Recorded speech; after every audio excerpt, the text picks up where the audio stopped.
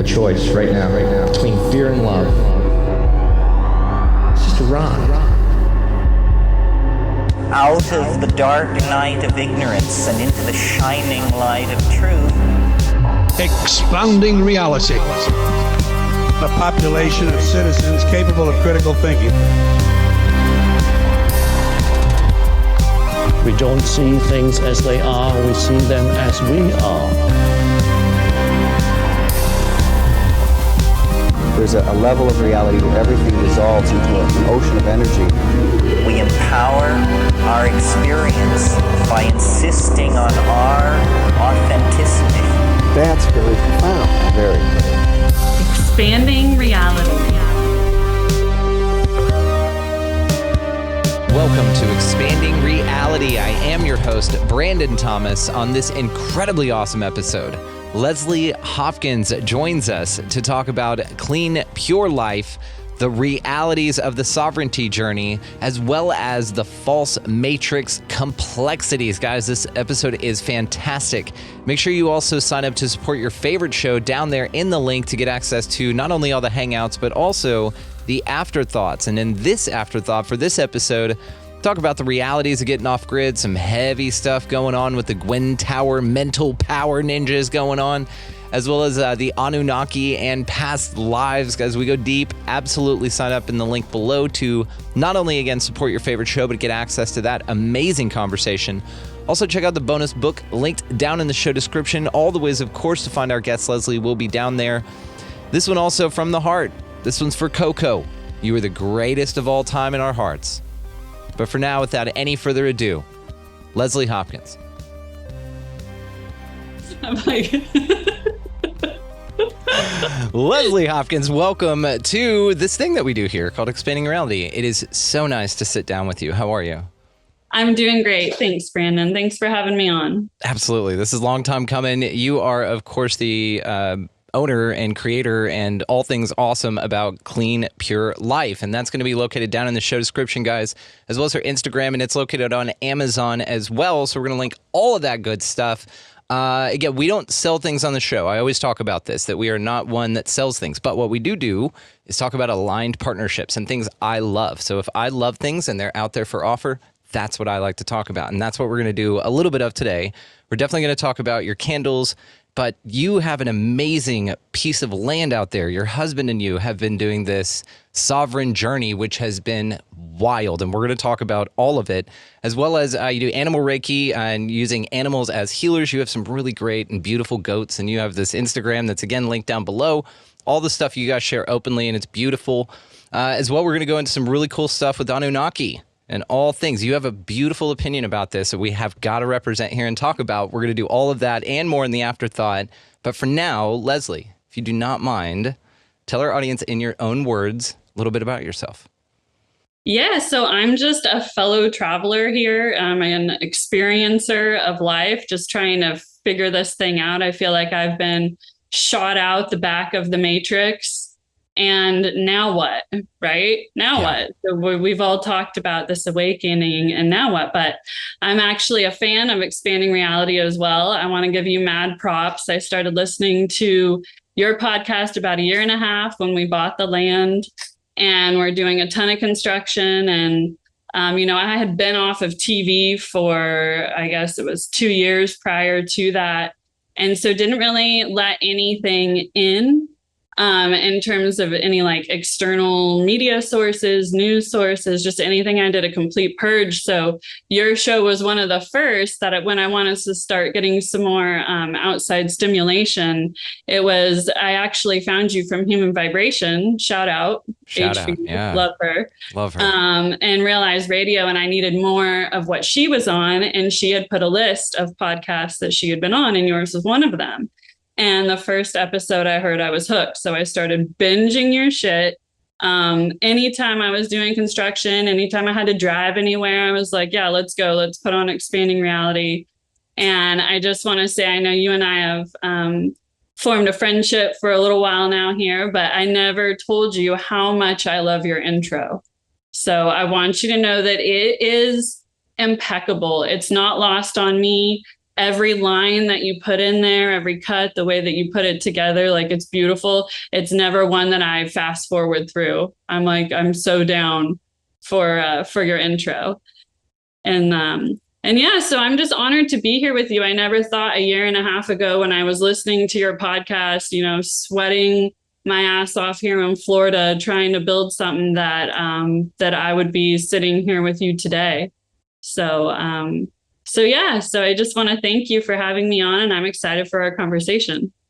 Thank you so much. What a beautiful, beautiful compliment. It's still interesting to hear things like that about oneself, but I'm receiving it openly. Thank you so much. Honestly, it means more than you know. It's still a trip, but it means more than you know. Yeah. Well, we are so glad you're here, and I'm so grateful that we have connected. And shout out HV, absolutely. She actually may be joining us for a little camp out that we're going to have out here Halloween. So October 31st through the 4th, we're going to be throwing tents up in the front yard in the ranch here.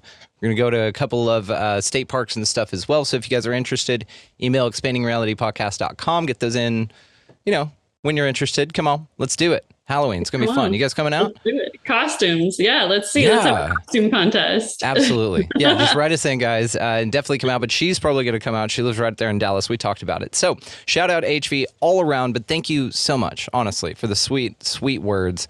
You, when we connected, you sent me these incredible candles, and I am just going to brag on how well these things are made, how unique everything is about this, but also just the presentation. When these things come in, you sent us a bunch of these, and they come with these little, this gift pack does. It comes with this lighter that is awesome. Tell me about this lighter, please. So that's a capsule lighter. It's a survival lighter. It's actually a striker, and then you can refill it. You put lighter fluid in the bottom. And for me, I'm super interested in all things off-grid survival. That's kind of what we're trying to do out here.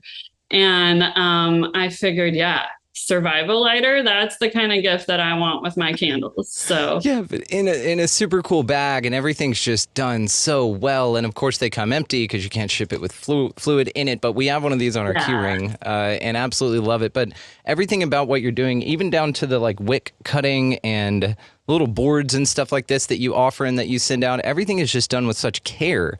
And it's challenging to find something like that in our world these days, where somebody just hand wraps this stuff and takes such care with how everything's presented and done. And like I said, I didn't even know what this thing was, and Mary told me about it, but it snuffs out candles and cuts the wicks or whatever, but just so cool. And everything's just so clean and badass. So just tell me more about this. Thank you so much for saying that. Yeah. So basically what I wanted to do whenever I design something, I'm designing it for myself. You know how they say the best gift that you give somebody is something that you would buy for yourself. So that was kind of the concept around the candles. I didn't want anybody to get it and have to want for anything. So with the refill system, I had been an avid candle user for years with my tech business that I owned before. I was always burning a candle in the office. It kind of gave me an escape during, stressful periods of working on a lot of high tech things that didn't always work properly. Right. So candles has always been my escape. So when I designed this system, I wanted to do a candle refill because I got sick of all of the glass jars that I would save with good intentions, but then really I'm just creating a hoarding drawer at my house, and they're never going to get used for anything. And that seemed kind of senseless for me. It's a beautiful glass jar. So I wanted to create a system that was minimalist, that was a clean burning candle. Because what I also found out is that a lot of candles, when they burn, they're toxic. And then they had that refill system. So then what I included was a wick dipper and trimmer along with a resting tray. So, you have the wick dipper and trimmer. I'm using it here. You stick it in the wax. It's all dirty. What do you want to do? Set that on your table. So I made sure that I included a tray for them to go on. And then all of our wicks are all cotton cord. We actually use a food grade soy. And so you can burn them without worrying what it's doing to your indoor air quality. There was a caveat after I had sold my businesses and I was kind of on this search for what I wanted to do next. I was going to start doing risk assessment for like large real estate transactions. And with that, I took a mold class, a mold inspection class. And with that, there was an indoor air quality section. And so that's when I actually started using equipment and started testing indoor air quality. And there are certain things like if somebody has a really, really filthy, dirty room, you can't even test in there because it's going to throw off your test results. Well, same with a burning candle. If they've burned a candle within the house, even within that day, you can't test because it'll throw off your results. So I was like, well, what are these results? What are we testing for? Started doing research, found out that that was putting toxins in the air, not only for myself, for my family, for my pets. And I had been burning these candles for years in a relatively small office, not knowing, right? So, so that's how Clean Pure Life was created. It's awesome because it's something we all love. And Mary went around actually right before. You're one of those manifestations, right? You're one of these things where I can point to and say, okay, the universe had my back there. And Mary went around and found out the same information that you did. And I'm not sure if she was looking at your page or something, but she came up with that all of them are horrible. They're endocrine disruptors. That's our big thing now. Everything's an endocrine disruptor, right? And so we're not touching receipts. People are like, do you want this? And we treat them like the lepers, you know? So we don't touch receipts. It's been an interesting ride with this, but really the candle thing, she swept through the house, took all the candles and threw them out. Now, I love candles. Now, whether they're scented or not, you know, I like a vibe. You know what I mean? So when then you contacted me and all of a sudden this box of candles showed up and now it's the only ones that we burn. But I thanked you. I called you and thanked you for reintroducing candles into our home. And I was dead serious about this when we first talked, that we were just not using them. And so thank you for letting us use candles again. I appreciate it. Because you offer an alternative. You're very welcome. That is just awesome. And I can't talk, I know this doesn't have smell-o-vision or anything yet, but man, when we can get it, this would go on it. It's phenomenal. And cannot say enough about everything you're doing as far as your packing and everything, but also the quality of your stuff. But you can use this for other things, guys. You know, this tray has been used for other things around our house. So I just want to thank you for that. We discussed that. Yes. Yeah. Use away, my friend. Whatever you want to use it for. Yeah. I think a lot of us that are on this awakening journey, we've all gone through that everything is toxic. Right. And so I went through that big time, and I'll get into a little bit of that later. But yeah, once you start finding out that like they're literally trying to kill you and like lacing everything with chemicals, you start wanting to just make it yourself. And then I had gone to the health food store trying to buy some natural candles. They don't have any scent. Like why am I burning? You know, so that's why I was like, forget it. I'm just going to make it myself. That's kind of how I've always been. Like, I'll just do it myself and see what happens, you know? And so we were in a transition period. I had done tech for so many years that I wanted to do something creative. I needed a creative outlet. And this was right after COVID had happened, kind of during and after. And we were living in that gorgeous river house. And I just started this business in the kitchen and then went from there. So cool. So this path that you've been on, how did you find this path? Was it introduced through your parents who grew up saying, hey, the world's bullshit? Or is this something that you had to discover on your own? And what's that awakening process been like for you? No, like I've definitely discovered pretty much everything on my own. Like I was dropped into a family that has been very hands off my entire life. I've kind of just been dropped in and just had to figure this thing out. You know, my father, we had some traumatic things growing up, and then my father passed when I was 13. And then my mom, you know, just trying to pick up the pieces after that, having to get a job. You know, we lost pretty much everything we had, filed for bankruptcy, you know, so she had other things to focus on. So she was a very hands-off parent. Whether I brought home an A or an F, it didn't matter because she was preoccupied with other things. So I've really navigated my way through life to get to this point. That's not to say that she didn't instill in me a lot of wonderful things, like to be kind. My mom's a very kind, loving person, love of nature, love of animals, I grew up with horses. So once we lost everything, my mom did everything she could to keep the horses. That was something that I started working very young just so I could help out and make sure that we kept the animals. That's always been something that's grounded me. And my most meaningful relationships in this life experience have been with animals. And so, so really how we got to this point, really where it started, I would say, is 2017 was when I first started waking up. So I was running my business. I did two-way radio communications and integrations with other IT, so safety solutions for public safety, military, like large stadiums, hotels, things of that nature, right? So it's really demanding. It's go, go, go. It's a lot of frequencies, a lot of tech. And we decided to take a vacation. So my husband's mom, she lives in Missouri. They have 9 acres in Holden, Missouri. It's like this little podunk. I don't even know if anybody knows where that is, right? So I had been working literally like 364 days a year leading up to this. And we took a vacation. It was a week away from my business. And we're in the middle of nowhere in this little town. And like, I'm okay with like being out on the land, but this is like, there's nothing. And we were sitting on the back porch and I felt so good and so relaxed that I felt like I had just blazed one up, but like, obviously I didn't because we were at my mother-in-law's house, but that feeling that came over me was just, it was so zen.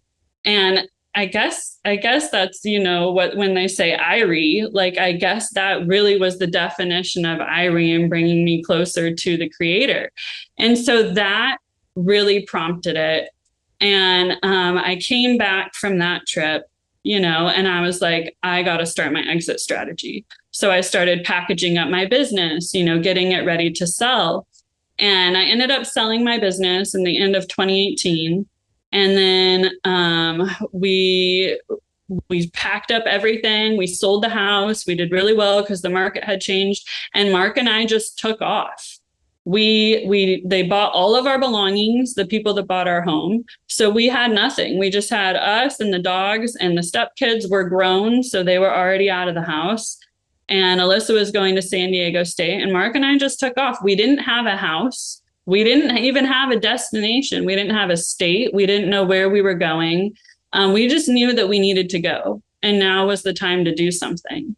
And so we traveled. We were in and out of motels. We were probably the most well-off homeless people you've ever met, but we were legit homeless. That's an interesting thing. It's very freeing to live nomadic like that. So we did 2 tours of Florida. We were in Nashville. We were in all through Tennessee, Eastern Tennessee, and we ended up committing to Florida. And we knew we wanted a big tract of land. And then we flipped a couple of homes in between then and now. And that led us to the 40 acres that we found. And it wasn't just that. There was something else that was pulling me because I kept seeing 44s everywhere. So then the freeway to get here is the 44. The zip code here is 32744. The amount of money that we ended up closing this deal on ended in 44 cents. And not only that, the clock, every time I look at it, it's 344, 144, 1144, it's everywhere. The cash register, when I went and bought pizza, it was, $24.44 and the tax was $2.44. And I'm like, this is crazy. So we were drawn here to this place, and it's called Lake Helen. And it's in Florida, it's Central Florida, and it's right next to Casadega, which happens to be the largest spiritual center in all of the United States. And I was like, so we have one restaurant, we have one pizza place here, but there's 2 crystal stores, and there's like 100 mediums, channels, you name it. And somehow I was drawn here. And my land specifically is 40 acres. And I feel in the southeast corner of my land, that's where I need to be pulled to doing grid work. So, so Mark and I, we knew that we wanted land. We came here, there was nothing. We moved into an RV and we started building, and we pretty much built everything ourselves to this point. You know, we got the goats and we got the chickens, and that's really living on the land and rescuing these animals and seeing the food system, the chemicals that are being put into our food, and the tumultuous relationship that we have with our government that we all saw, you know, really was amplified during COVID. All of those things is what we wanted to get away from and return to the original blueprint. So we've been calling this place our Eden since we found it. And that's our intention, is to get it back to the land of Eden. And as much as we can, you know, we're still integrating. Like, I go to the grocery store, right? There's like a transition where I don't know if we'll ever go full to where we're living off the land 100%, but we're trying to get pretty damn close. Yeah. You can, and it is that challenge of balancing everything out. It just sounds like such a fascinating thing that you guys are doing out there. How cool is chickens and goats? How much do you love having animals like that around you all the time? I've always been an animal lover since, you know, I had horses, but I wasn't really that into birds.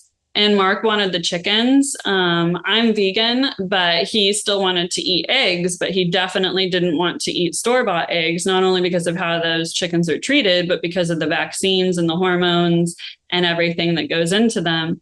And so his thing was to get the chickens. And I tell you what, those chickens are nothing but good vibes. Like, they're so sweet. They're so much fun. They're so entertaining. I was super down recently because of what had happened with Coco. And that was one of my goats that we lost to cancer, you know, but for the audience that doesn't know me, I'm still mourning. And going back there with the chickens, like, they're good vibes. You can't be in a bad mood when there's chickens around. And then, like, my goats, it is a spiritual connection that I can't describe. Like, it's even more than it was with my horse growing up. The goats are majestic animals. Like, they're so spiritually receptive. There's such a give and take. And I just feel so right when I'm out foraging with my goats. Like, I'm a literal modern day goat herder now, and it feeds my soul. I just want to make sure that they're happy and cared for and stimulated, and that's my top priority. Perfect. Have you guys been breeding out there, or have all the goats you've gotten been adults? No. Already? So with the sanctuary, I'm anti-breed. I don't want to breed anybody here. I go back and forth, right? Because, okay, well, do they want to have babies? Is it my right to say that they should have babies or not have babies, right?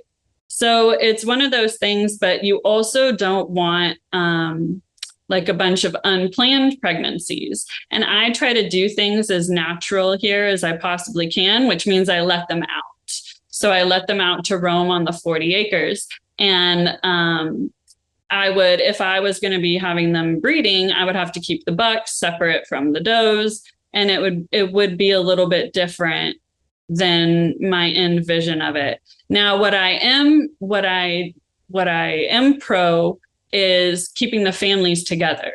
So I will go and find a goat at a dairy, you know, that has been bred repeatedly and had her babies taken from her over and over and over again. And that's what I did with Charlene, Coco's mom. Found one of the older goats that had two little baby girls. They were just a week old, and those baby girls would have suffered the same fate. And they didn't want to sell the mom because she's producing. But you better believe that mom was coming with me. So, you know, I took Charlene and her girls, and that's what I want to do with other animals, because what people don't know is that a lot of these animals, they will spend their entire lives together. They're super bonded. And for us to think that they don't have those kinds of feelings and they don't want the same joys that we do is nothing but speciesism, because we can't talk to them. So they're not telling us what's going on to them and the injustices that they're suffering being trapped in the food system right now. Yeah, speciesists, go out there and get some goat yoga in. Hang out with some baby goats. Go get some connection. All you got to do is pet them right there between the horns. You know this, Lesley. You just get them right there between the horns. They're your friend forever.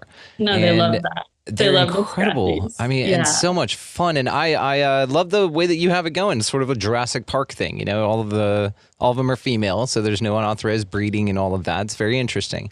We had a male for a little while because we did the same thing with that you did as far as the goat choice. So do you have Nigerian pygmies or just straight up pygmies? So they're kind of a blend because nobody's purebred, but they're mostly Nigerian dwarfs. We do have one boy that's Gary, but he's withered. Right. Which means he's like neutered, right? Yeah. They call it withered for goats. You know that, but for your audience. For your audience, yeah. Yeah, they need to know that. We banded ours out here. Have you ever done that? Yeah, a lot of people do that. That's fine. I wasn't comfortable doing that, so I took him to the vet, and we did it there, and everything was, all very quick and easy, whereas the banding takes a little bit more time. But that way Gary the goat, he could continue to live with his mom Tina, because he was a surprise. So so when we got Tina, we rescued her and her sister. They were stuck in this really small chicken coop, like chicken run, and that was no way for them to be living. So I took those girls, and Tina just kept getting fatter and fatter and fatter. And so I told my vet, I'm like, listen, I think she's pregnant. And so we just started feeding her like as if she was pregnant, giving her extra grain, making sure she was comfortable. And turns out she was definitely pregnant. Not only was she pregnant, it was with a Nubian, which, is a huge goat compared to a tiny Nigerian dwarf. So basically Tina got knocked up by like an NBA player. And so we had to do an emergency C-section on her. And now we have Gary the goat. That's like, you'll see him on my Instagram. He was a lap goat. He's been my baby boy, but he's huge. He's huge now. When he stands on his back legs, I kid you not, he's like 7 feet tall. Yeah. We had a couple of Spanish cross Nubians, I think. And they were, that mixture. And Spanish cross, they had like the white speckles in the ears or whatever. And they were awesome. There were 2 brothers that were left out because the mom had 3, took care of 1 and left the other 2 in the field. And so we just collected them up and bottle fed them actually in this room. This room was our goat room before it was that. And the boys, they got huge. And then, when they would stand up to play together, and our nephew would come out here and challenge them, and they would stand on their hind legs, and he'd be like, oh shit, they get massive. And those things are massive, but they're very sweet. Oh, so sweet. He's so cool.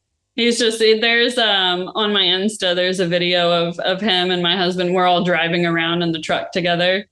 So like, there's nothing better than pulling up and seeing a goat hanging out the window instead of a dog. Absolutely. Yeah. I mean, we're in Texas, here in Florida.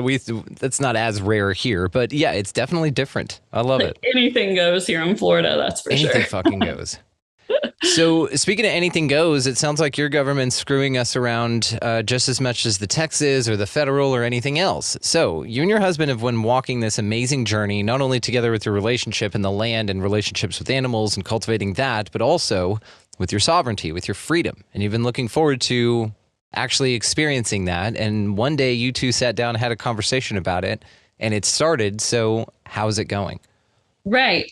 So it started with the land, with wanting to get the land. We wanted to find a place where we could be free, right? So where is there a place that you can be free? Well, you think that you're free in the United States, but anybody who's been listening to your podcast was introduced to Brandon Joe Williams that gave everybody a pretty nice introduction of what it actually means to be a U.S. citizen.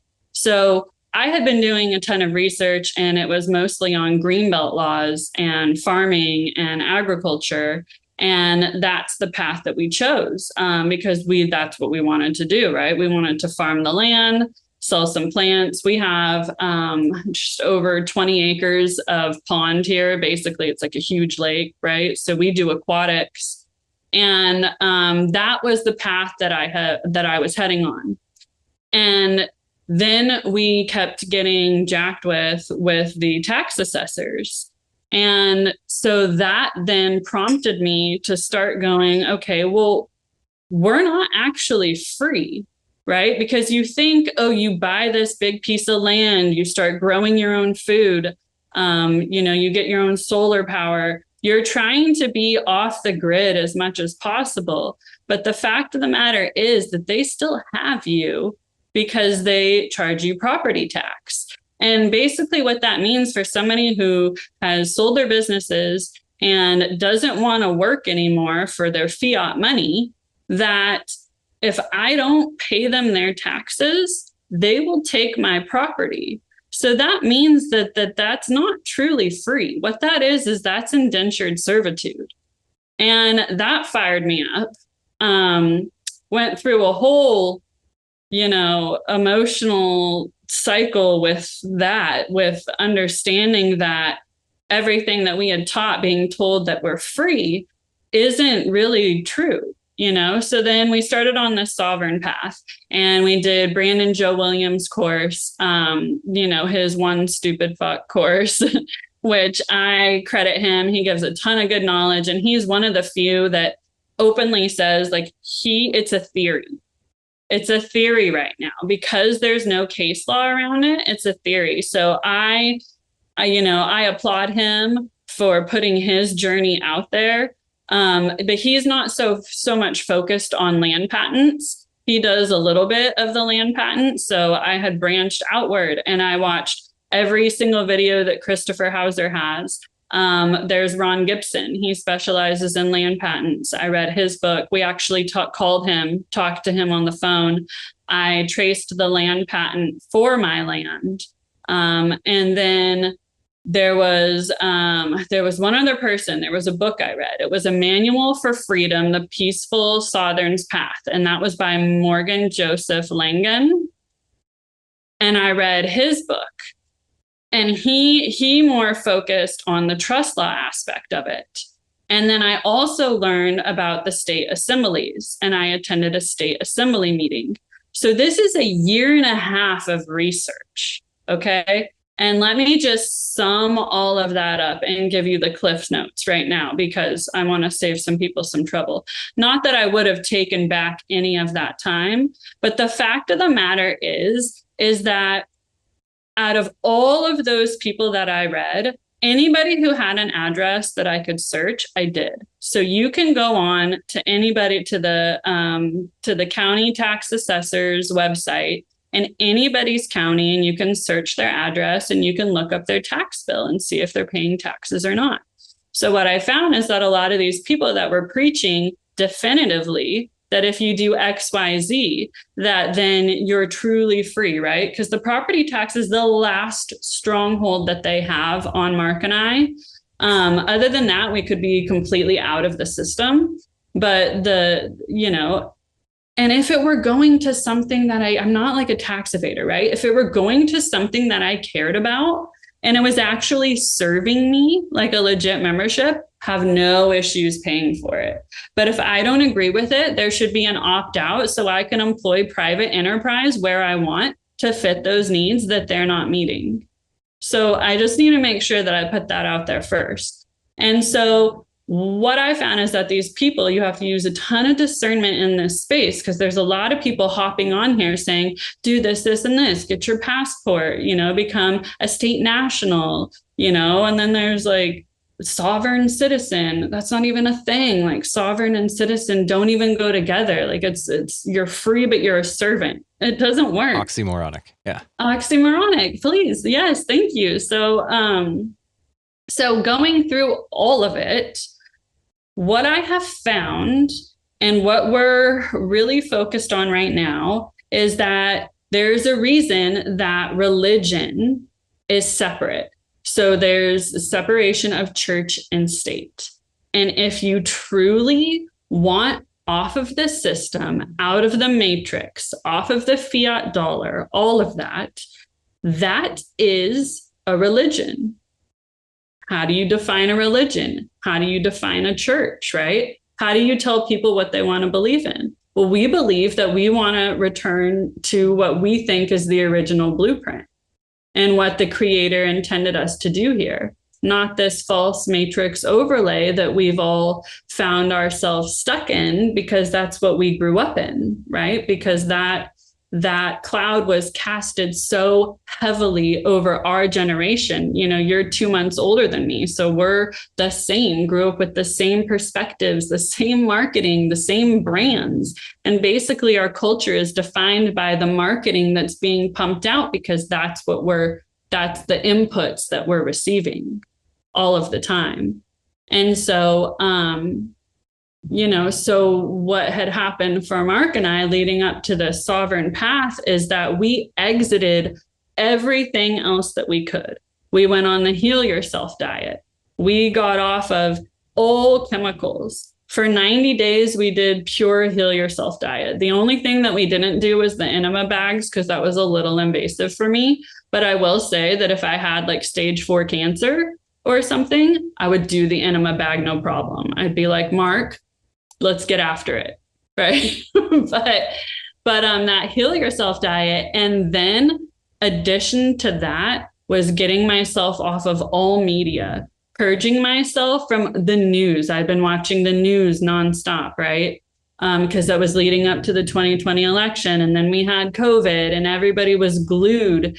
Getting off of all of that, then taking this sovereign journey to find out if there's a true way to cut all those ties, cut all those threads that they had on us. And from all of that to get to where I am now, I'm a completely different person now than I was then. You know, I'm still me, but my thoughts and my ideals on the world are completely different. And to get back to my point with sovereignty, that is true sovereignty, is to be the ruler of your own destiny. There is nobody above you. So when people say, well, because it's in the Constitution, well, who wrote the Constitution and why am I held to the Constitution? That's just another man or woman. They don't have power over me. I don't believe that you should be able to go around and kill other people, but that's natural law. If you kill, you're going to be killed, right? I don't believe that we need to be governed in the way that we're governed at every aspect. I believe that it is almost like a cell of our own making because we're comfortable in the cage. Coming out of the cage, now we're accountable for ourselves. Well, how do I feed myself? How do I get power? Who's going to haul my trash away? What do I do with my shit? Right? So they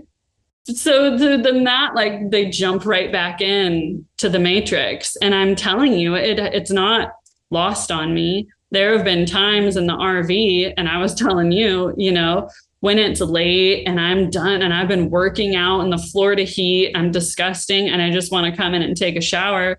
And I'm like, well, shit, the gray water tank's full. Like, I gotta now put my boots back on, go back outside. There's mosquitoes the size of like hummingbirds here biting me, tearing me up. And I'm like, yeah, plumbing would be really nice right about now. Right. So there's a happy medium in between. But when I talk about the Constitution, it's because that's where this would go. So you don't know that there's a true problem, and you don't really know how enslaved you are until you start pushing back. Once you start pushing back, because now we're in litigation. So we have an ongoing lawsuit with our county, and we haven't even gone full throttle, like we're sovereigns on them at all, right? We're just still fighting over some ag laws and their ridiculous amounts that they're charging us for our ag building in comparison to our neighbors. It's all because we wouldn't let them on our property, which is 100% within our right to do so, right? So what happens is this case would go to litigation. Well, if you lose, you appeal it. That goes to the circuit courts. You get a judgment from the circuit courts, okay? If you don't like that judgment, you can appeal it. Well, you get to the point when you appeal it with the Florida State Supreme Court, then you would go to the actual Supreme Court, right? Okay, what happens then? They only hear so many cases a year. Otherwise, you're just sitting in a big pile on their desk and you're never going to be heard. So tell me how that's justice. That's not justice at all, because what would happen is the judgment would fall back to the circuit court's ruling, whatever that was. And if it wasn't in your favor, guess what? You're stuck. That does not seem like, I just played out that scenario in my head to me, and I'm like, this does not seem right. So for us as people who, we're not in it for profit, right? We don't have this farm to make a ton of money. That's not what we're trying to do. All we're trying to do is sustain ourselves and provide a home for our animals, provide a sanctuary for animals. We've been blessed to be given this land. We have this 40 acres, not just with the domesticated animals that we're saving. There's a ton of wild animals. We have sandhill cranes that have 2 babies that are walking around the property. They're getting ready to start flying lessons. You know, we have deer that are just going by. There's wild turkeys, there's raccoons, there's possums, there's, you know, so we are forming a religious organization around these beliefs. And there is, under the 501c3, which is a nonprofit, it's built into the Constitution, because that's what everybody else is following, right? So we have to find a caveat within there that allows us to live in the way that we want to live. And it's not through a land patent. It's not through calling yourself a sovereign citizen and getting a passport and getting a different license plate and all of those things. It's from actually standing up and saying that I don't believe in this fiat money. I don't believe in the system that we've been enslaved in without knowing for so long. I don't believe in this anymore.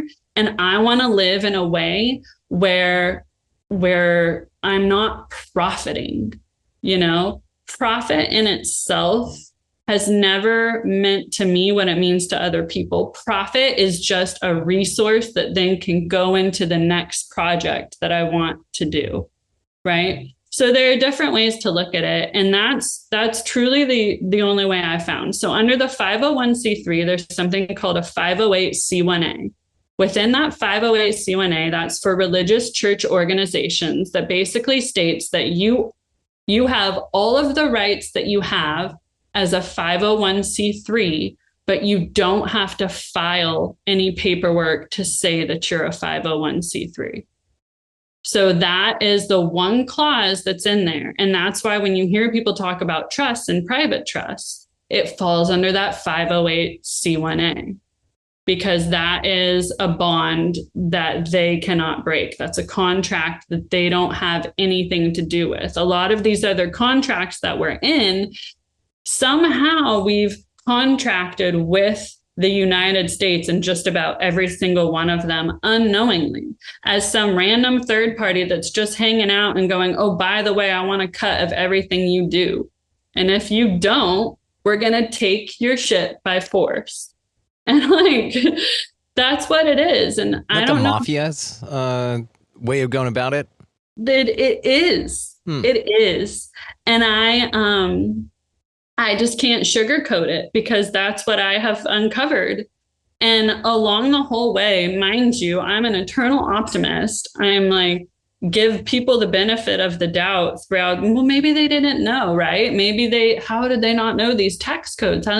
No. They lie, they cheat, and they steal.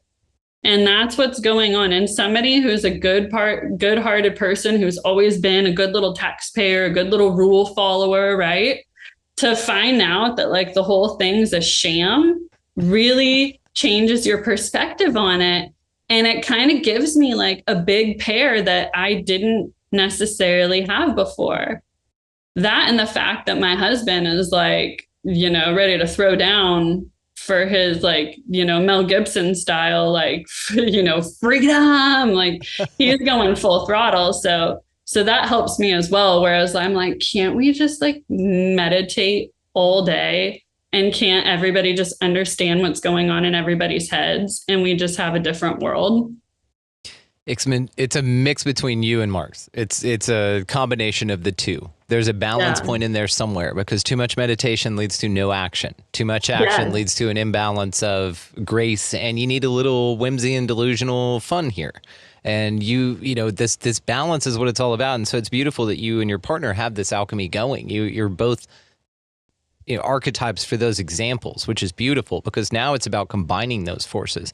And you two seem like such a cool set of kids here. I've got to talk to your husband here for a little bit before we started, and I'm grateful. What a cool guy. You guys are just such an awesome couple. And so you have this power, but this resolve, and I know it balances itself out because he empowers you. You allow him permission just to take a deep breath every now and then.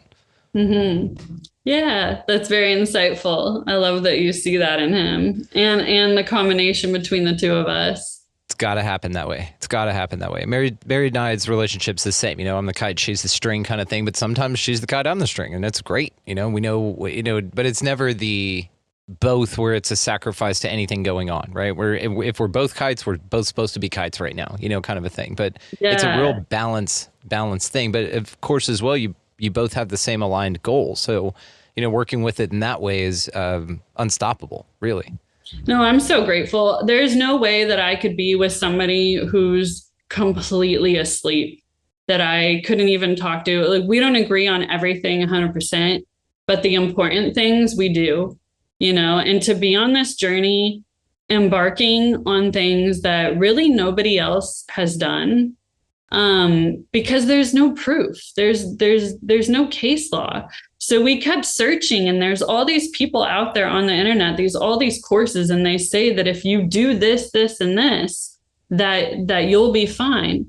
Okay, well then just go onto the tax assessor's website and show me your tax bill that you're not paying and that you're fine. Not a single one of them can do that. So they're not walking the walk. And that's not to discredit everything that they're saying. A lot of the information that they're giving is valid, and I do believe in it. But the thing is that it's not tried and true. It's not happening. And like, who's scared? Like, who wants to go first?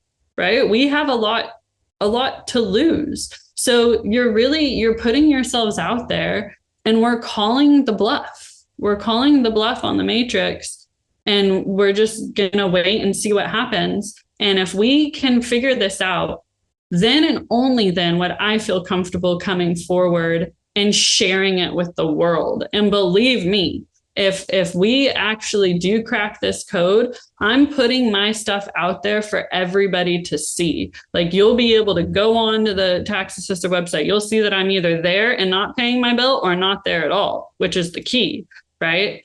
And everybody will know about it. And not that I disagree with charging for knowledge that you've accumulated, but for me, I wouldn't charge for any of it.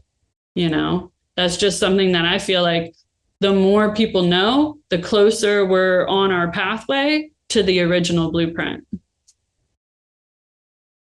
Remarkable. Fucking markable. You know that, right? You just say it like it's nothing, and it just flows out of you effortlessly, but it's really remarkable and needs to be heard right now. So thank you. Thank you. Your resolve is incredible.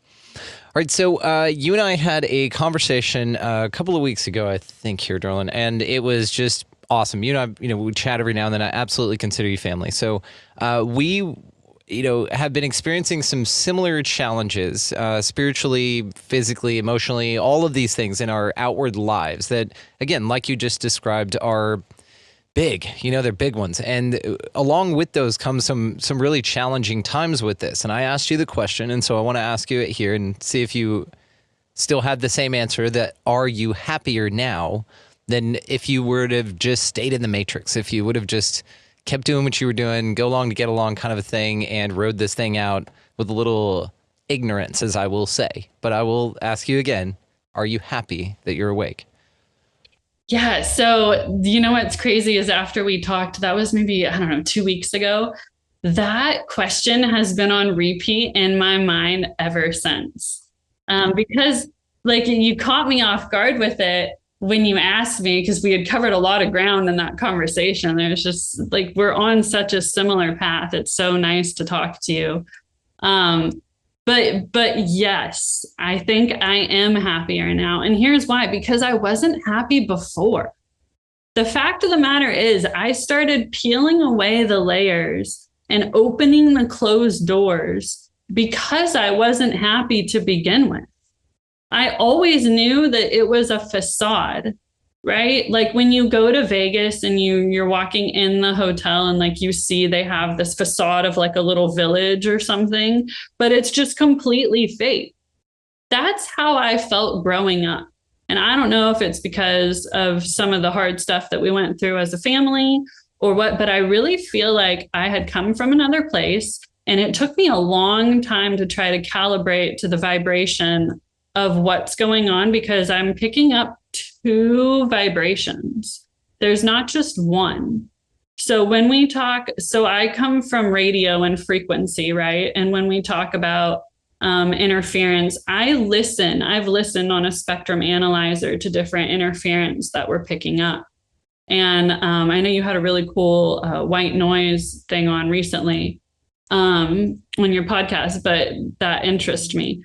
Right. But when we talk about the frequencies that are coming through and why I had to calibrate, it's because there's two. My whole life, I've been picking up two separate frequencies that are in this realm, that are running this realm. And one of them is not authentic. And so when everybody says, oh, I just felt like something just wasn't right, that's why. Because you're picking up two different frequencies. And one of them is the true frequency that you should be receiving. And the other frequency is harmful. And I feel like it's interfering with the primary frequency, which is what we're supposed to be receiving. And so for having known that and knowing that I wasn't happy then, yes, it is a little bit jarring to take the blinders off and see the world for what it is, because now you're adding in a lot more things to analyze, which can feel overwhelming. But my resolve through all of it is that this is an amazing experience that I wouldn't give up for anything. Honestly, when I sit out there and I'm hanging out with my dogs and my goats and my husband, and I'm looking out on the land and I'm enjoying this place, that's what we're here for. And I wouldn't be able to enjoy it as fully as I do had I not gone through what I've gone through in the last 5 or 6 years. So yes, I'm happier now. It's a beautiful answer. And of course, all of us in hindsight can say this. You know, we can all say, oh, I'm so glad that thing challenged me in that way and that I was able to grow and learn from it. And never any time that it's been like that have you wished that you wouldn't have because of the growth that occurred. Are you happy with the way this place works, that you need to fuck around and find out? Are you happy with that? Man, I think let me fuck around a little bit longer and see if I can exist the way I want to here. It feels right now, as we've uncovered what we've uncovered, that you can't. There's this feeling of like stickiness that you and I were talking about a few weeks ago. Everything that I'm trying to do moving forward is just harder to do, right? Issues come up, like people don't show up, people say that they're going to do stuff and then stuff falls through, right? Like there's just, I'm not happy with the way that false matrix overlay is. What I am happy with is all of the people that are realizing that there is a false matrix overlay, but where it's lacking is the then what? Now what? How do we proceed moving forward that we know that this false matrix overlay is here? Because that's how we're going to break out of it. Do you think that this place can function without it? Because if you, Yes. if you really scale it back and you look at it, we wouldn't be the way that we are if there wasn't a dualistic sort of frequency occurring, meaning that one pushes and motivates the other. Like our awesomeness, like lizard turds are that frequency, that second frequency, we'll say this, hates that shit. And it motivates them to want to vengeance and revenge and be worse and dig down and double down, right? And but with us as well, there's sort of I say us because we vibrate at the same frequency. We're on that same guitar string. It seems that it's part of this place to have dissonance, just like in music. It's important for the symphony overall. So really, as much as we'd like for it to be a single note, do you think that that's what this realm is for? No. So I don't think that the false matrix overlay from the lizard turds that's here, I don't think that's what it was meant for at all. I personally think that that's a virus that's infected the system. Because if you look at nature, if I look out at nature, there's duality without a lot of that unnecessary layers that are going on. There's duality as it is. So for somebody like me who's an animal empath who looks out and sees the mama owl killing or snatching up the mama duck's little baby duck, and I see that, and to me that's heartbreaking and that's injustice. But then I walk through the forest and I see her feeding her two babies. But that's enough duality for me that I think would fuel this realm. Just the fact that we die, that we experience death, right? I think that's enough duality for me that we don't need all these layers of weird complexity, like very bizarre things that they're putting into our heads in movies and media and all of that. I don't think any of that's necessary for us to grow here. But it's important for us to survive here, which is interesting, because if you try to go clean, pure everything, then you're really terraforming yourself for doom, for almost a sort of a harder time here, because everything around is so damn toxic. It's almost better to sort of, have 10% of your ability to survive here with toxicity just kind of running around as a means of just survival, right? And some of that comes into way of thinking, way of surviving, way of navigating this realm, because that's the same spark in you that wants you to be sovereign, is the same thing that feels that it's necessary for this place to get cleaner. At the same time, it can't happen overnight, kind of a thing, which is terrifying in a lot of ways, Yeah. But so you feel that animals dying horrific ways, no matter what the result is, because it's nature, is part of this realm, that is part of the duality here, but it kind of stops there and everything else is sort of false matrix or realm made? I wouldn't say everything else. So humans are more complex than animals, right? So we have a lot of complexities of that we know of. Let's just say that we know of, because I can't actually talk to the animals. I can in other ways, but we have so many more layers of complexity of thought to us, right? But I will say that there's a lot of thoughts that have been put into my head that aren't mine, that I don't want in there, that don't serve me in any way, shape, or form. Those are the things that I could do without, and I think that this realm could do without. I do not disagree. Yeah. Now, does it... I mean, no, I can't budge on that. I don't think that any of that's necessary for our growth. I think, okay, and then that's the interesting part, because it did make, like, the opposite shit is why I grew, like, because it was there as an example for me to go, ugh, that sucks, I want to do something else, right? Or, ooh, that doesn't feel right, there's something else offered here. But we forget. So this is the interesting part too. Is part of the false matrix overlay our inability to remember anything? Is that part of the false matrix, or do you think that that's all lives, that we just come in and forget?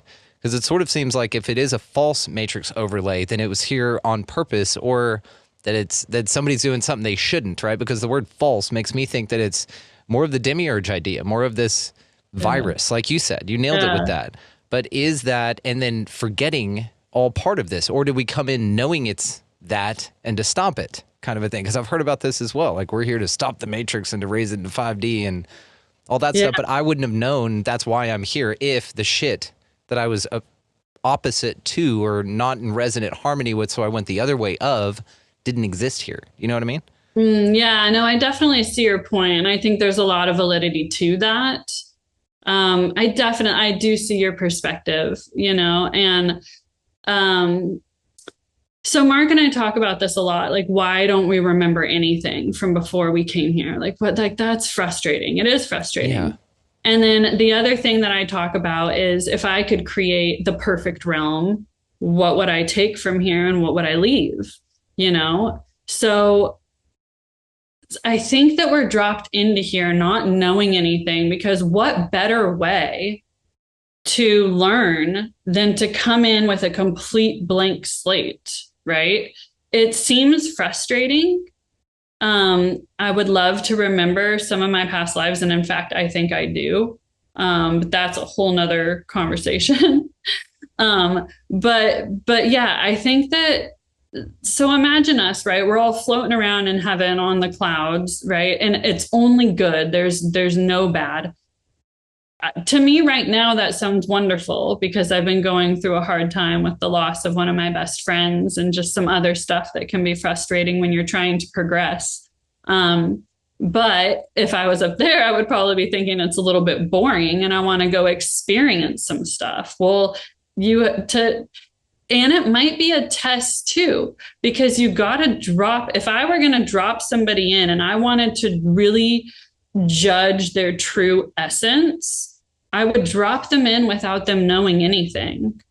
If I were playing God and that's what I were doing. But it might not be a test like that. It might just be made us in his form in a way that we can all experience this place, right? You and I were all God, the creator, the most high, whatever you want to call it, right? I recently saw a thing on God where God actually relates back to Baal. So now I'm having a hard time saying Dude, God. it's insane. Yes. It's And the God in like, the Bible is actually Satan, all the good stuff. Yeah. yeah, all the good stuff. But like, for lack of like a better term right now, we'll just say the most high, right? Or the creator. You know, when I think about what I would do if I were that creator being to find out people's true essence, I would drop them in here without knowing anything.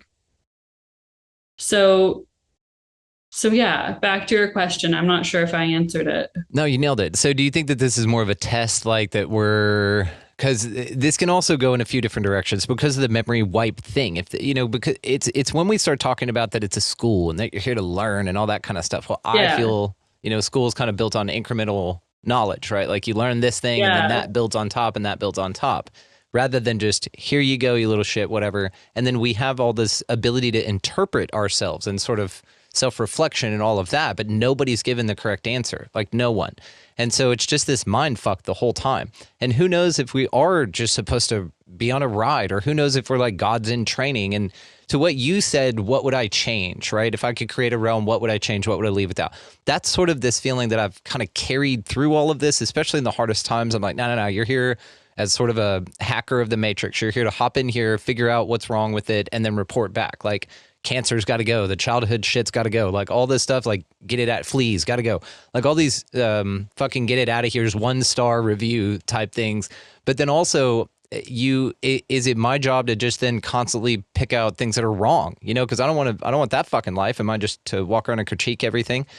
And again, with this ideal, and I know we're just talking here, but again, with this idea that we are here to just sort of do something or be tested. That's what it feels more like. But sometimes it feels like the tester's an asshole. And I don't know what I'm testing for, but I don't think I'm interested in the position anymore. You know what I mean? Kind of a thing some days. I'm like, fucking, where's the out switch, Yeah. But it does sort of, then I'll ask you the question. Do you think then that we're just sort of some like God's in training, basically, that we learn how a realm works, we learn what physical reality is, what its potentials are and all of that.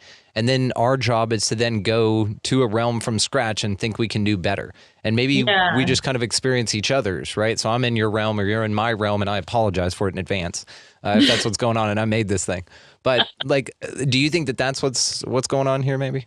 Yeah, I definitely think that's possible. So I've had like a lot of inklings that we are here to learn how to create our own realm, our own planet, right? I also have like weird visions that I don't know if they're mine or whose they are, of like our origin story and how this place was created from the beginning. And then there's a lot of things that can happen along the way. So take my land, for example, right? And these wild animals that I have here. as much as I want to interfere, a lot of the times, I don't interfere, because that's wildlife, that's untouched. And who's to say if I come in and interfere that I'm making it better? Intentions are wonderful, right? All good intentions. But what if my going in and doing that then has an adverse reaction for something else? So that's why I think where we're like, well, why would a God let this happen, right? Why would a God let this child die of cancer? Or why would they have taken, my sweet little Coco from me, or, so soon? And all of these horrible things that happen. Well, like I'm watching these horrible things happen on this land that I feel responsible for as its steward. And I don't do anything. I don't interfere, So like I have that small example of what's going on my land. And that's how I feel that what's going on with us. Yeah, which kind of calls into question the whole, like, if UFOs and, that whole thing is real, where the fuck are they? Where's this basketball-sized technology that Stephen Greer's been talking about that can power a whole city that he's seen and no problem? Yeah, they've got it. But where's that shit at? You know what I mean? Just these interesting things. Yeah. I haven't personally experienced aliens or seen UFOs or anything of that nature. But I think a lot of us are running different programs. And my program just does not have those kinds of experiences in it. That doesn't mean that those experiences don't happen. Like I absolutely believe, people who are experiencers, especially that one guy you had on, the hair of the alien that we were talking about before we started. Peter Curry, shout out, guys. Check that episode out. Shout out, because he had that hair tested, and it was like some random DNA that like they don't see anymore, Yeah, two different DNAs on the same strand. It's wild. Like that is you can't refute that. So there's people having experiences here. I'm running a different program. I don't disagree, because I feel the same. I've been standing out there looking at this guy going, where the fuck are they? And they're probably right here the whole time, because it's not in my program. I like to talk about it. And I have the same reverence and respect for the people who say that they do have the contact, because just because I didn't experience it doesn't mean it doesn't happen. That's silly. Right. But I do think it's interesting that so many of us are having such a wide variety of experiences here. Right. Yeah. And I think there was another part of that question, but I forgot what it was. All right. Well, I did too. We're just talking. This is how we do it here. But, I mean, we're going to hop into the afterthought here in a second, because we're going to go over some of your, I've got to hear what you think about the Anunnaki, because that's some wild stuff. And I just cannot wait to hear about that. Also, some of your past lives we are going to dump into, because I was told about one of mine, and I want to ask you about that as well.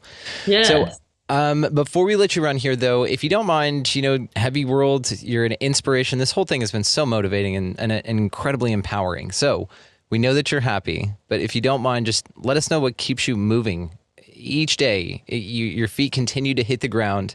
You continue to do amazing things with the candles, with the land, with your amazing husband. Amazon, Instagram, and cleanpurelife.com, all linked below so that you guys can go check this out. But what keeps you moving? What gives you hope?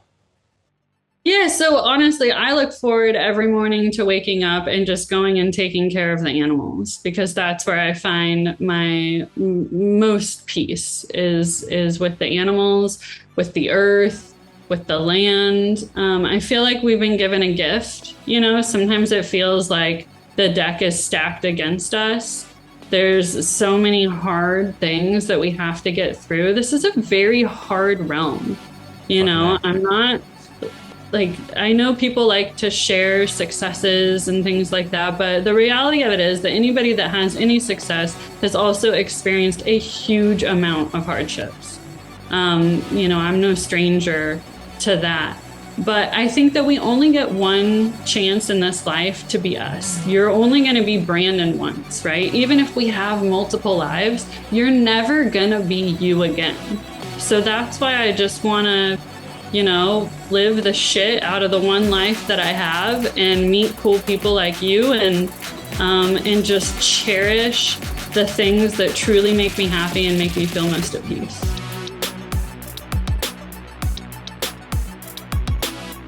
Beyond grateful for that amazing woman, Lesley Hopkins, coming by and spreading that magic all over the place. Guys, could not recommend her candles more. Just go, like Mary, take a beat out of Mary's drum here and go around your house, gather up all the nonsense you bought anywhere else, throw that shit in the trash, and hit up the links down there and hit up Lesley for her Clean Pure Life candles. Amazing.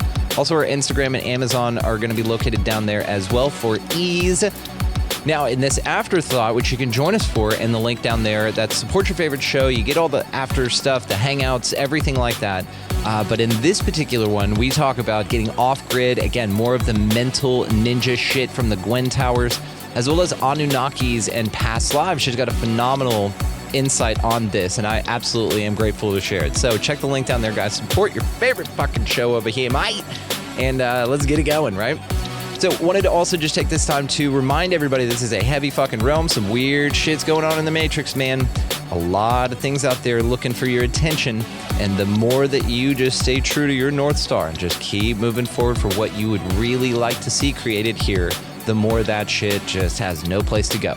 And it lands nowhere. So maybe we just keep eyes on the prize here. Maybe we just keep moving forward. Maybe we just say no thank you with our attention not going that direction. Maybe we do put attention, though, on being nice to everybody that we come across in spite of all the crazy shit. And we pick up a piece of litter as the world burns. I love the irony. We also perhaps get out of the left-hand lane. People are just got places to go, and maybe you just want to move a little slower, so you just kind of move over, and that's okay. But above all and anything else, let's maybe, just go out into this beautiful fucking wild realm at the same time and acknowledge that firstly, but just be good to one another. Maybe we should do that. Thank you guys so much for watching, listening, subscribing, sharing, commenting, and all that stuff, guys. It means more than you know, and I'm grateful to have you along this wild fucking journey with me. We'll see you next time.